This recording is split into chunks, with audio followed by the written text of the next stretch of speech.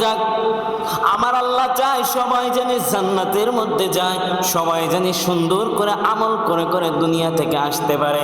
আমার আল্লাহ এটাই চায়। আর আল্লাহ পাক রব্বুল আলামিন দুনিয়ার মধ্যে মানুষকে সৃষ্টি করছে তার গোলামি করার জন্য, তার ইবাদত করার জন্য। এই দুনিয়ার মধ্যে যত জিনিস আছে প্রতিটা জিনিসই মাকসাদ আছে। যে লাইট বানাইছে তার একটা মাকসাদ আছে, এই লাইটে আলো দিবে। এই ফ্যান বানাইছে যে তারও একটা মাকসাদ আছে, ফ্যানটে বাতাস দিবে। এই যে মাইক একটা আওয়াজ বের হইতেছে, মাইকও যে বানাইছে তারও একটা মাকসাদ আছে, এটা আওয়াজ দিবে।